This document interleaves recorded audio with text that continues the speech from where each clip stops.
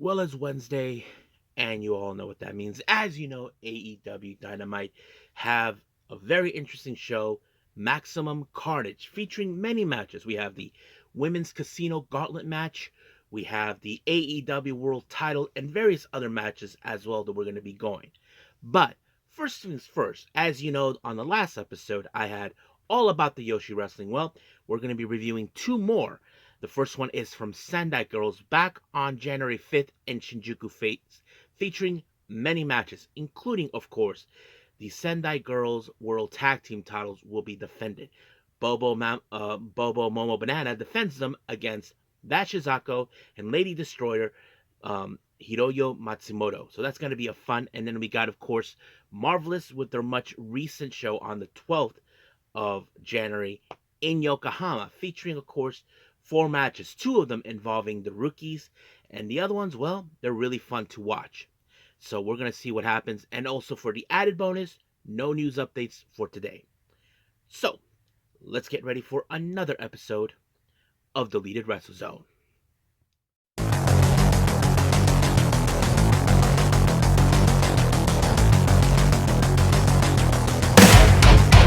Are you ready? Get up, get up! Get up, get up! Get up, get up! Get up, get up! Get up, get up! Get up, get up! Hey everyone, welcome to Deleted Wrestle Zone, all things that is pro wrestling with AEW, NXT, New Japan Pro Wrestling, TNA, the National Wrestling Alliance, various promotions, wrestlers, matches, and championships. I am your host, J-Rod here. So, if you are new to the channel, welcome. This is a channel where we do a lot of pro wrestling reviews from various promotions, not only here in the United States, but also in Japan, Mexico, Canada, Europe, the UK, anywhere in the world where pro wrestling is not as big, but it continues to grow. We also, of course, do discussion videos, talk about various topics such as the wrestlers themselves, the promotions, factions, storylines, whatever we want to talk about. We also, of course, do more news updates. If certain information was unable to be on this episode, we can either put it on the next episode or on a separate video by itself. We also, of course, do real-timing news updates to keep you guys on alert if something has happened in the world of pro wrestling that needs to be addressed ASAP. We also, of course, got the Unagi Sayaka Watch and various other cool wrestling content as well. So if you like what you see, please subscribe to us or click on that subscribe button. You'll be getting a lot of daily reviews and other cool wrestling content as well. But if you like this episode, please give us a like on the like button or a nice comment in the description down below. Now, all introductions have been said. I believe it's time to get the show on the road. So let's begin, of course, with our very first review, and this one is from Sendai Girls.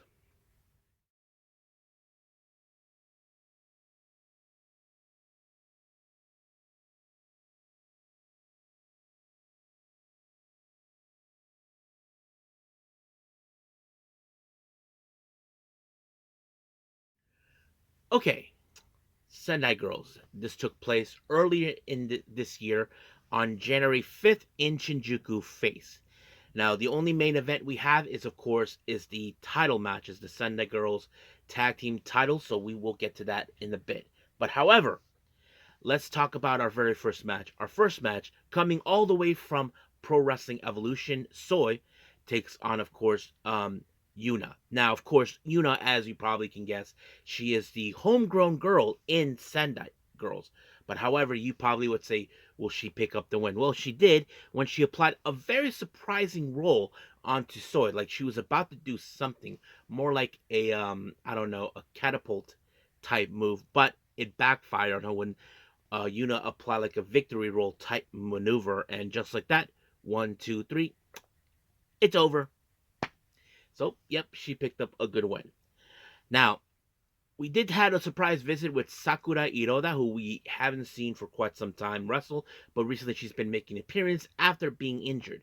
Now, I don't know what she initially said, but I'm sure she's giving her fan base an update on her schedule return. That is something that we don't know yet when or where, but I'm pretty sure it's going to be soon.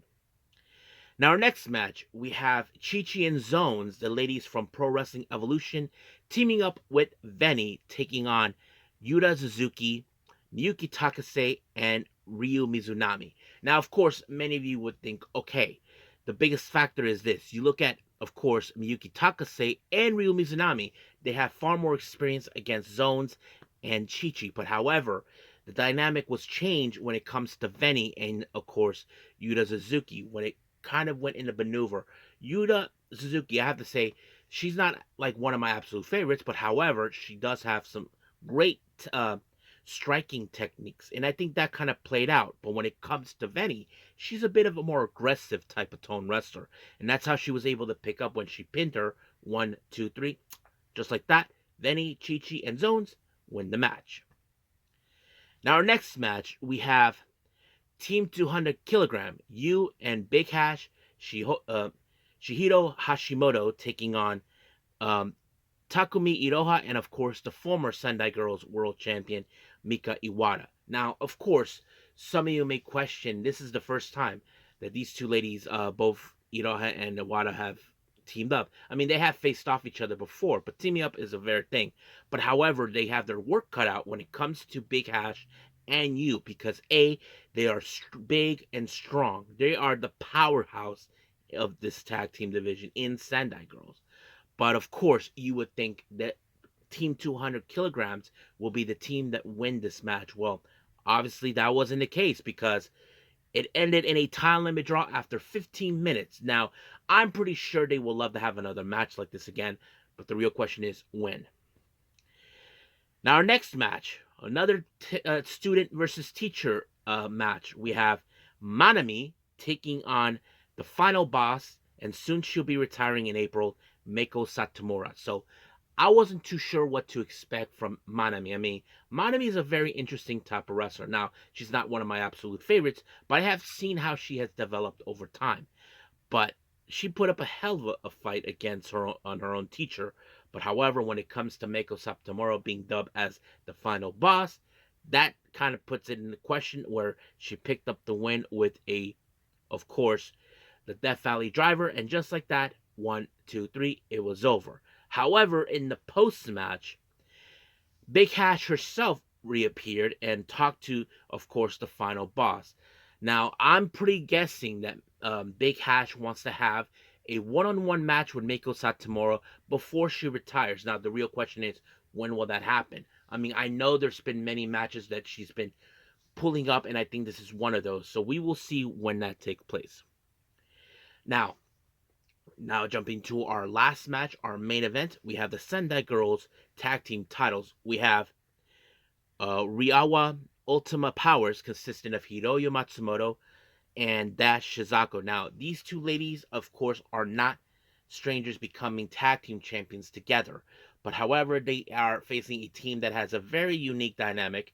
And of course, they're from two different promotions. We're talking about Baba Momo Banana, consisting of Yurika Oka, who is a homegrown Sendai Girls, teaming up with Mio Momono from Marvelous. However, the real question you ask yourself, can they defend them against a team that has been dominant before? That's a good question. I mean, anybody can try to beat any team in any way possible. But however, it was Mio Momono who surprisingly picked up the win on Dash Shizako, and just like that, 1, 2, 3, defended the titles. And of course, Baba Momo Banana put out a promo. I don't know what they said, but however, they had a surprise visit from Yuki Takase. Now, it doesn't take a genius to figure out what was that all about, even though if you don't understand the language. But the way I see it is that Miyuki Takase is now demanding to be the next challenger for the tag team titles. And it was no secret to me that her tag partner is none other than Mika Iwata, together known as Red Energy. So that is obvious, the thing that I've been observing. So most likely we may see that match. I just don't know when or where, but I do know the when part is the most important part, or when, because we will see that match happen eventually. But I cannot recall if Red Energy has ever won the tag team belts. That's something I haven't seen yet. I mean, Mika Wada is a world champion, but that's about it. So we'll see what happens afterwards. But for now, we'll end things here with Sendai Girls and move on with Marvelous.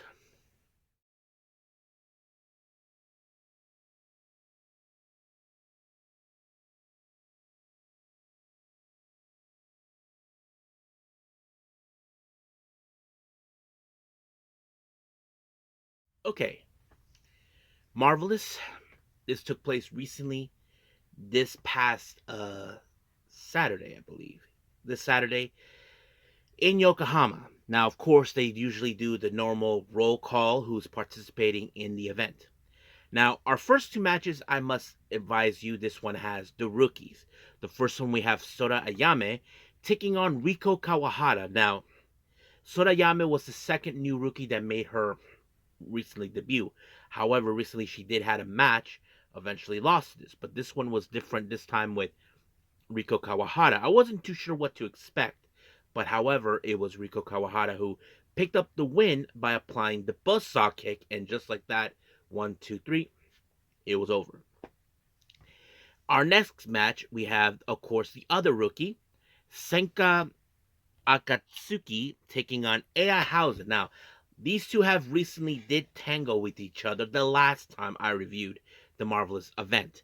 However, that result was AI Hausen winning the match. But this time, this was a little different because I was not expecting it. I don't think none of you guys would expect it if I ever tell you what happened. Well, surprisingly, Senka Akatsuki actually pinned Ehausen. This was an unusual thing. Normally, when it comes to rookies, they don't pick up their wins like this. But of course, Ehausen was not happy with the result, tried to attack her to separate her. But when it comes to Marvelous, well, the founder, who is the mother of the group, Shigusa Nagayo, decided to come up and do a little motherly advice. Now, of course, Ehausen, she's a bit of, kind of like reminds me, she's a bit of a hothead. I mean, Maria used to be one herself, but however, she'd grown out of it. And now it's like, I don't know what was about. And of course, she called Takumi and Sora, and then of course Rina Yamashita. Now, I'm not sure what Shigusa Nagayo is planning because of the language barrier, like much like we have with Stardom and New Japan and Noah, and of course Marvelous, they have English commentators and all that. We don't have that with promotions like Sendai Girls and Marvelous and other promotions. Oh yeah, and Tokyo Pro Wrestling and DDT itself. Forgot about that. But yeah, that pretty much sums it up. Now, our next match, we have Maria versus Rina Yamashita versus Shikayo Nagashima. Now, of course, when it comes to three ways, anything could go in either way. I mean, it doesn't matter who wins the match. But however, in some people expect it. They would look at Shikayo Nagashima, who is the more experienced wrestler that most likely could win. But you look at wrestlers like Maria, who is rising the top. That's one of the things we haven't expected. I mean, she did pick up a hell of a win when she pinned Takumi Iroha in a tag match. And I'm sure we're still waiting on her when she'll challenge Takumi for the title. But so far, nothing yet. So that sets it up. But unfortunately, it was Shigusa Nagaya who picked up the win on Maria. And just like that, it was over. Now, our main event, we have a tag team action. We have Izuki Aoki teaming up with Miyu Momono, taking on Nightshade and Takumi Iroha, which was unusual because the last time Takumi and Nightshade were opponents, and now they're teaming up. Now, of course, many of you would think, okay, Takumi, who is the top ace of Marvelous, would probably be the one to pick up the win. Nope. Surprisingly, it was Izuka Aoki who picked up the win by pinning a Nightshade, which was very impressive, and I don't think anybody expected. Of course, Nightshade would be throwing a fit about it, but that's how it is. Now, I don't know what she said during her promo, neither the Miyu Momono, but I'm going to assume that maybe Miyu Momono was impressed by her ability. That is probably for another conversation for another time. But we'll see. We'll see. Yeah. But for now, we'll leave things here with Marvelous and move on with AEW Dynamite Maximum Carnage.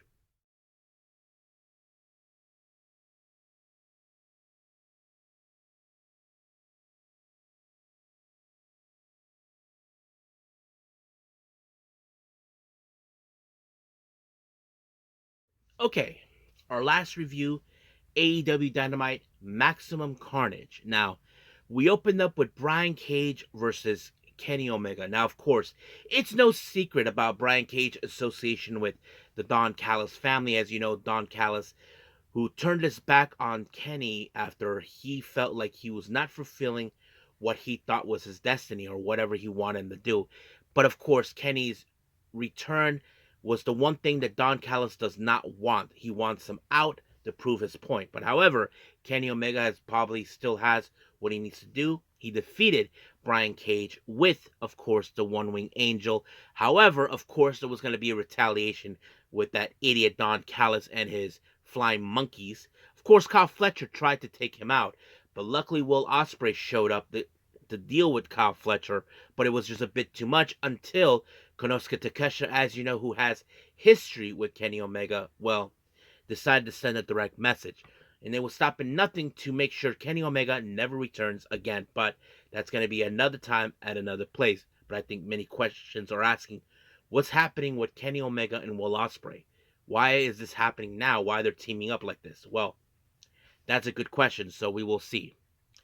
Now, the learning tree, as you know, has been usually being the usual things. They're talking about their upcoming match at Collision to take on, of course, rated R, rated FTR and other opponents involved in that, and of course their tag team match with them, teaming with another team that has a problem. Well, that is something we will. I think they're with Death Riders, yes, but we will see what happens. So that's something we will.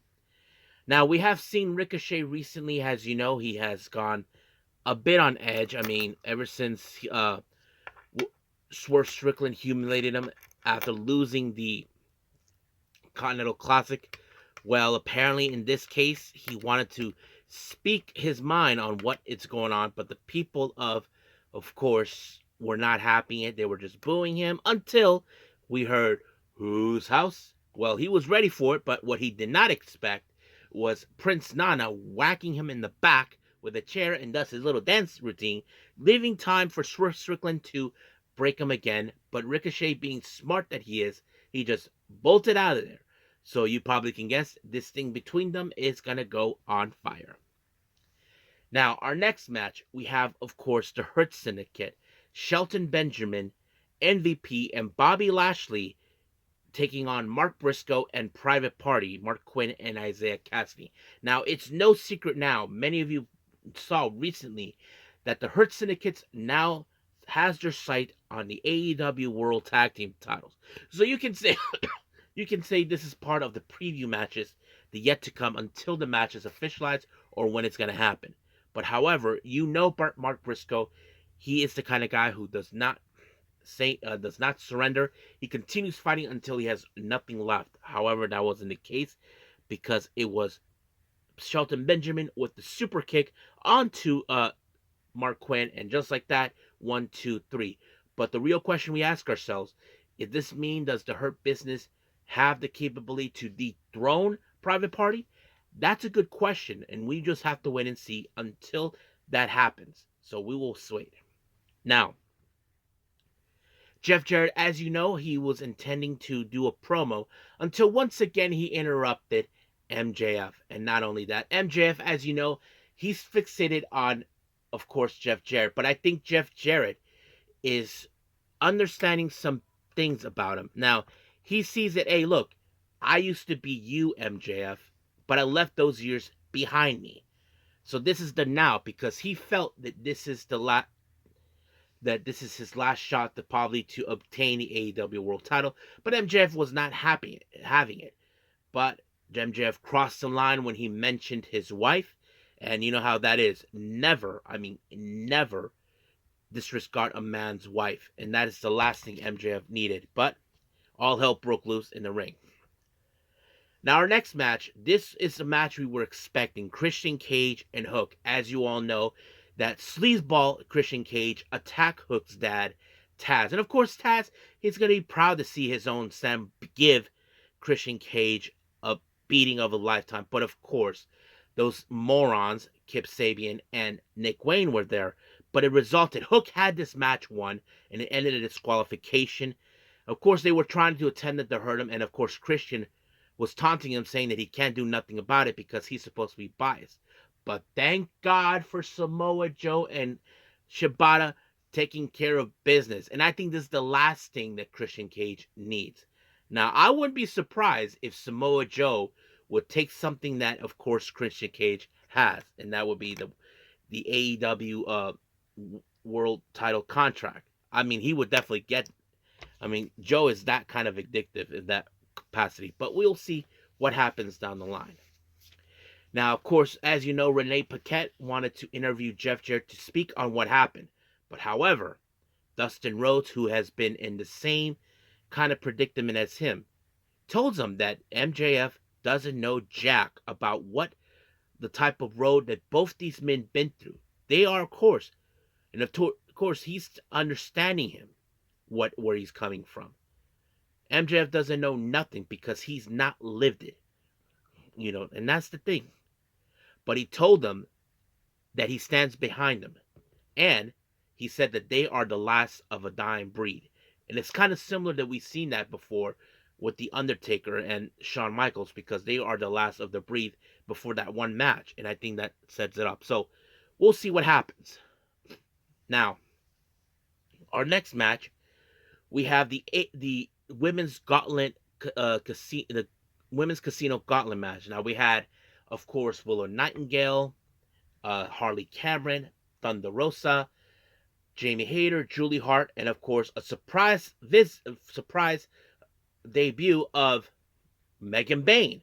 Of course, there's been a lot of talk about her, but we will get to that at another point. But we don't know for sure if she signed a deal. There's been people that have been debating about that. But however, the one person that picked up the win was in fact Toni Storm. And of course, Mariah May was happy about it, knowing that she won, because she thinks that this is the same Toni Storm that I beat her. But the real question is, the person she beat was, of course, Timeless. This is Rockstar Toni Storm. That's the one she hasn't faced yet. So we will see what happens. And now it seems that in Australia, which is, of course, Toni Storm's home country, it's going to happen. So can't wait to see it. Now, our main event, the AEW World Title, Powerhouse Hobbs versus Jon Moxley. Of course, Moxley, who feels that nobody earns the right to become AEW title because he feels that he needs to fix it because it's his dire duty to change everything in his perspective. But of course, when it comes to this match, Marina Shafir was going to get involved. When things were not going exactly Jon Moxley's way, well, Wheeler Yuta showed up and gave him, of course, the Busaiku knee, and then, of course, the Bulldog choke. But when it comes to Death Riders, they are the type of people that once they finish the match, they destroy their enemies, destroy their career to ensure they even target Hobbs' knee, which they did, and then Rated FTR showed up. So, as you can guess, this feud between Rated FTR and Death Riders will continue. So, we'll see what happens in Collision this coming Saturday. So, I think that's pretty much it. So, let's just call it a day. Well, I hope everybody enjoys this episode. Coming up, as you know, as always, when it comes to Thursdays, we have Ring of Honor and TNA. So, we don't know what's going to happen in TNA and all this other stuff, and of course in Ring of Honor. So I'm looking forward to it. If there's any other reviews I'm going to do, I will be probably doing those real soon. And I'm a bit behind on All Japan and all this other stuff, but I'll catch up eventually. But for now, I'll leave things as it is for now. As I always say, the top priority is Ring of Honor and TNA. But until then, I will see you guys in the next DWZ time. Same DWZ channel. I must bid all of you adieu. So, goodbye. Mwah. And have a nice day. Bang.